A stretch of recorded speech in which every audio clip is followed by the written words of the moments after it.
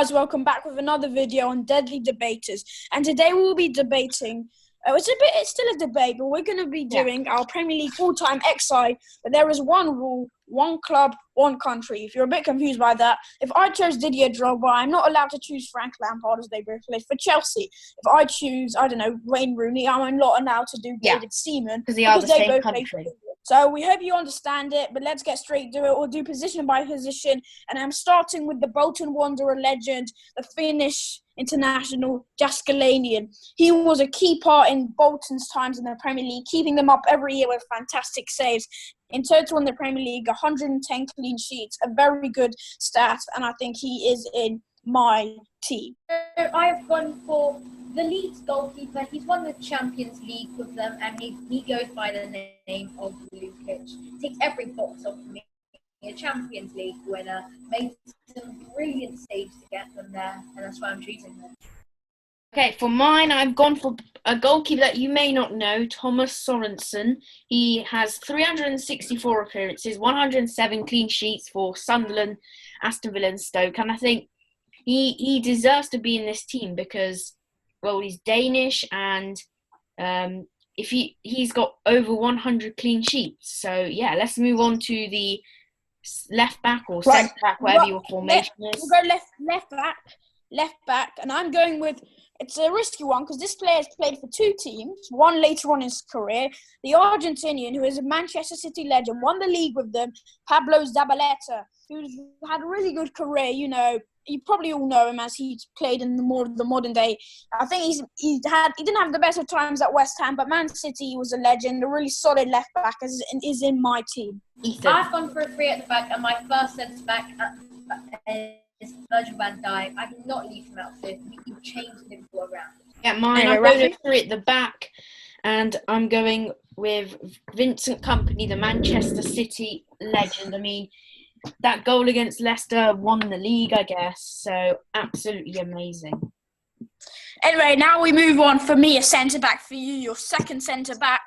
But you know, my first centre back is the first Premier League winner in my team, the captain of the Leicester City side who won it in 15-16, the South African. You probably all know it by now. Wes Morgan, who has been put in the Match of the Day podcast as a top 10 captain, and I agree, he's one of the best leaders us Premier League fans has ever seen, bringing the Leicester side from relegation to champions, and that, you need to give him credit for that. He was the leader, and he is definitely being in my team. His leadership and just his ability of playing, he's an absolute beast in that Leicester squad, and is in my team. I've got to agree with Safi because you need to be a brilliant player. He changed Leicester around. He got players organised, and he did so well in that season. He got them from relegation favourites to title winners. Very underrated, and doing that is just amazing. So I've got to go. And also, the reasons Safi said are completely correct. So I've got to go. Yeah, well, he was maybe only good for maybe 2 seasons. I don't think he's enough. So I've gone with Virgil van Dijk. I mean, you know, I don't have to explain, you know how good he is. So yeah, that is my second centre-back out of 3. Anyway, now we move on to my second centre-back. You may not have heard of him. I'm going with a Leeds player who's also in the 2000s, Radebe. He is the African, you know, obviously South African, and he is probably one of the most underrated players ever. And you might think, whoa, it's a bit of an exaggeration, but this guy was one of the best centre-backs in his time. And I just think he has got to be in my team. Also, you know, Leeds is not a very popular team. Obviously, they were good in the day, but he's someone who stands out for me, and he is in my team. My third centre-back, I can't choose a Leeds player, so I've already gone for Lukic. So I've gone for Vincent Kompany, and basically all the reasons Rafi said. Been there for 10, was at Man City for 10 years, did really well there, and I think that he deserves to be in this team, winning Man City the league last season. Anyway, Rafi? Yeah, I'm going to agree with Safi, of Lucas Radebe, part of the Leeds side who were challenging for the Champions League places. Now, of course, they're in the Championship. But the South African absolute legend for Leeds, that is my third centre-back. Anyway, I move on now to the right back. You guys will obviously go to the midfield. But I'm going with my first player in the top 6, which you might find a bit of a surprise. It's the team that hasn't been competing in the top 6 since, but they had a brilliant run of this invincible team. You all know it. And this man was part of the invincible, Lauren, the Cameroonian from Arsenal. A few of you might be thinking, who is Lauren? And he was a brilliant player. Probably he was on the bench sometimes for Arsenal, but provided it when they needed him. And he's a very underrated player. He used to be defined as the lanky beast because that's who he was, and he is in my team. How many per player that's been on the bench in the team? He kind of, because Arsenal was such a good team. But in the era, there was times when he was one of the best right backs in the league, and you can type up top 5 best right backs ever. You will find Lauren's name in there because he was there when he needed them. There was only just a small period when Arsenal were providing brilliant players, when he had to make way for the youngsters. But he's always been a leader for them and is definitely in the team. So I'm moving on to my left mid and Ryan Giggs. Who can forget that semi-final where he took his top off? He's a brilliant player, and he deserves to be in this team. I've gone for 3-5-2, so now I've gone for Ryan Giggs at the left mid spot, and the Manchester United legend. That is my first and only Manchester United player. So I think he's amazing. I don't need to explain again. So we'll move on to that later. But now my first midfielder, and I think older fans who have been watching the Premier League more, or the ones who know your history, you'll know this player, the Middlesbrough Player of the Season in 1996-97, 29 goals and 18 assists in that season. Juninho, the midfield maestro, was a brilliant player from Middlesbrough, one of the best players outside the top 6 to ever play, and he's definitely in my team. So, for me, I'm going to start off, I think there's no question here, Luka Modric. And I've gone him because he's the only player last decade to win the Ballon d'Or, except but that was with Real Madrid, not Tottenham. Yeah, but he spent some seasons at Tottenham, did really well at Tottenham, and Real Madrid's a top team. And to get bought by Real Madrid should be an honour, and he should be that, and should see that as it. And I think that he really deserves to be in this. Anyway. Yeah, well, I've got both of Juninho and Modric in my team, so we'll start with Juninho. So, leading Middlesbrough when they tried to get Europa League or even Champions League. Obviously, as Safi said, Player of the Year. He has been absolutely amazing. So he goes into my team as the Brazilian. Anyway, now I go for my second centre mid. I also put Modric, but I'm going to start with a Chelsea legend here, my first Chelsea player, and obviously will be my last, the Frenchman Michael Essien. And I think probably you recognise the name. He was probably the second best Chelsea midfielder for the club, and 58 goals and 20 assists in his career. He was a midfield master again in the Premier League. He was a talent to watch, and he was brilliant. He could play anywhere, CDM, a cam, a winger, but he kind of varied everywhere, but he was there when we needed him, and Michael Essien goes straight into my team. I have gone for my Chelsea player later in this, but my second sentiment, Juninho. Anyway, Rafi? Yeah, I've got Michael Essien, agreeing with Safi, the Ghanaian, Nayan or whatever, is in my team as the Chelsea player.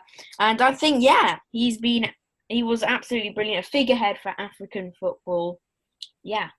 Anyway, now this is a pretty agreeable midfield because I've gone with the Tottenham man that you've already mentioned, 17 goals, 27 assists for Tottenham, where Real Madrid bought him from, Luka Modric, the Ballon d'Or winner, obviously a Real, but he started off at Dynamo Zagreb, but then went to Tottenham, and Tottenham, he was amazing there, and he was just a brilliant player. So my final sentiment, and I've gone for Camille from Blackburn, the Turkish sentiment. Camille, how is he in your team? So he's probably my worst players in this team, but he's in. What? Oh my! Who Are is, you kidding? who is he? Kamiglu. He's like the most overrated player ever. He played for Blackburn and look at this. Wait. You think he's good? Oh. Oh, never mind. Yeah, so I'm probably going to agree with most of you and put my only first Tottenham player into my team, Luka Modric. He was made his name at Tottenham, joining from Zagreb, I think. The Croatian went on to win a Ballon d'Or with Real Madrid, and he got that move because he was brilliant for Tottenham in the Premier League. Anyway, moving on to the right mid or centre mid. Anyway, I'm gonna go. I think I'll put him on the left because he can also play there. The player that you guys already mentioned, Manchester United legend, famous for that brilliant solo goal versus Arsenal. But he was a legend. Ryan Giggs played for so long in his career, was a fit lad, and is definitely in my team. My Man United player, and probably one of the best Man United players after Sir Bobby Charlton. But since that's before the Premier League era, we cannot include it. So I'm going to go with my right winger / right mid. He can't play there, but I'm sure he can. He's right-footed. It's Alan Shearer. I cannot leave him out. There's 206 Premier League goals. I cannot leave him out. And with two brilliant attackers, he will work really well with them. That's amazing, and I think. Anyway, Rafi? Yeah, so I'm going to go the 3-5-2. So now it's the right mid, and it is Tim Cahill, the Australian from Everton. So, yes, he was quite a character in the Premier League. 226 appearances, 56 goals. I mean, it's not that much, but, but the character they brought to the Premier League and how he lifted Everton to Champions League contenders. So, yeah, he's my right Yeah, obviously, Tim Cahill, after you use a lot of players, you want to kind of make room for the attack. But talking about attack, I'm going with Ethan went on my right wing. Obviously, I have a striker you could argue maybe could play there, but I think this guy will suit better. 260 goals in the Premier League, top scorer of all time, brilliant England player, Alan Shearer. What else can I say? On to Ethan. Your striker, I think. You're playing. So, yeah, your striker. 5-2, and I've got two strikers, and I'm going to start with my first one, Didier. Such a clinical finisher. But when he's 1-1, you know it's going to be a goal before it's even in the back of the net. And there's so Wait, sorry, who did you say, Ethan? Proper? Proper, yeah. I mean, come on, you can easily put someone else in there. I just don't think he's a Premier League great. I just don't think. Such a clinical striker, and he's there when you need him. So, Didier Drogba is my first one. Oh, Drogba. I thought you said Popper. Rafi, your striker. My two strikers up front is my, again, first and only Frenchman and Arsenal player, and it is the one and only Thierry Henry. 175 goals. He is unbelievable. Okay, so, listen. Henry is a brilliant player, but obviously he has never won. I don't think he hasn't won the Champions League. So obviously this is Premier League, but he is a brilliant player. I get why you put him in your team. So yeah, but anyway, my striker is Liverpool. He has his brilliant moments at Barcelona, but people forget what he did at Liverpool. Luis Suarez was a beast. Even Kenny come on, Dalglish is better than him. Why didn't you put Dalglish in? He's Scottish. Yeah, and why did you use Dalglish? He played for Liverpool. You haven't used Liverpool yet. A, I had an Englishman, which was Shearer. B, that was because he's Scottish. But that was before the Premier League era, and we specifically said if you hadn't known, if we buy Premier League era, a player, it's not a good Premier League. 110 games in the Premier League. 110 games in the Premier League, 69 goals and 39 assists. Dalglish has a better attitude than Suarez. Dalglish didn't bite Ivanovic. You would consider Suarez to be more of a La Liga. Yes, but he scored 69 goals and 39 assists. Listen, I think someone else you could put in that lineup could probably do that. Anyway, Ethan, your striker. I have to choose Henry because he's Arsenal's best player of all time. 175 goals. Like Rafi said, he cannot be not in this team. Yeah. So Anyway, Rafi? final player of the whole team, it is the one and only Englishman, and I've probably saved the best till last, Alan Shearer, top Premier League goal scorer, played for Newcastle and Blackburn, and he is absolutely incredible. 260 goals. I mean, just think about that for a second, and then I'm just going to end it there. So, yeah. So anyway, we would just compare our teams. So obviously, if you haven't gone through them, So all in all, this is Safi's team as he on the screen. Now is Ethan's team in the One Club XI, and then finally here is anyway, Rafi's thanks team. for watching. Who have we missed? Let us know in the comments. Let us know in the comments who do you back on this debate. Check out all our other videos, including who is the next big thing and will Man City fall apart. And Subscribe. we also tap the quite bell. enjoyed this. So if you like these, please comment down below which ones we should do. Anyway, subscribe, tap the bell, and we're all out.